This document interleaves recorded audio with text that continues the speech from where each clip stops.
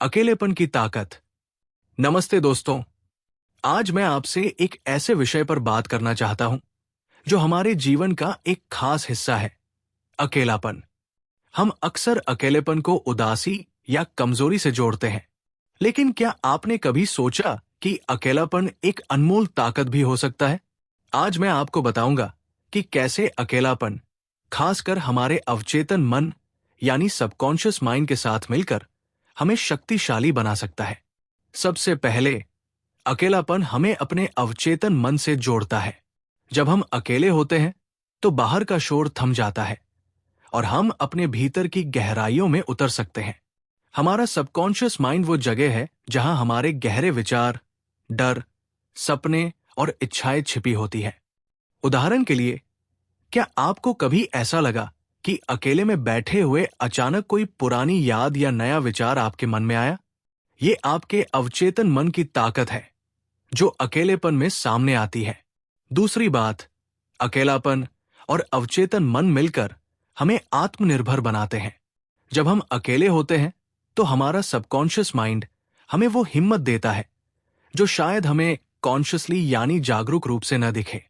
मिसाल के तौर पर, कोई मुश्किल फैसला लेते वक्त अकेले में हमारा मन हमें रास्ता दिखाता है, भले ही हमें पता न चले कि ये कहां से आया। तीसरा, अकेलापन हमारे अवचेतन मन के जरिए रचनात्मकता को जन्म देता है।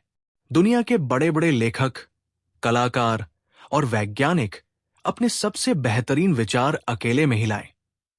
क्यों? क्योंकि अकेलापन हमारे सबकॉन्शियस माइंड को खुलने का मौका देता है। जब हम अकेले होते हैं तो हमारा मन शांत होता है और वो विचार जो गहरे दबे होते हैं बाहर आते हैं। ये वो ताकत है जो हमें नए आइडियाज और नई राहें दिखाती है। हालांकि अकेलेपन और अवचेतन मन की इस ताकत को अपनाने के लिए संतुलन जरूरी है। बहुत ज्यादा अकेलापन हमें खोया हुआ भी महसूस करा सकता है, इसलिए इसे एक दोस्त की तरह देखें। वो दोस्त जो आपके सबकॉन्शियस माइंड को जगाता है, आपको सिखाता है और आगे बढ़ने की प्रेरणा देता है। अंत में मैं कहना चाहूंगा कि अकेलापन कोई कमजोरी नहीं, बल्कि एक शक्ति है। ये हमारे अवचेतन मन को सक्रिय करता है, हमें खुद से जोड़ता है और हमें वो ताकत देता है जो भीड़ में नहीं मिलती। तो अगली बार जब आप अकेले हो, इसे डर की नजर से न देखें। अपने सबकॉन्शियस माइंड के साथ उस पल को जिए, क्योंकि यही अकेलापन आपकी सबसे बड़ी ताकत बन सकता है।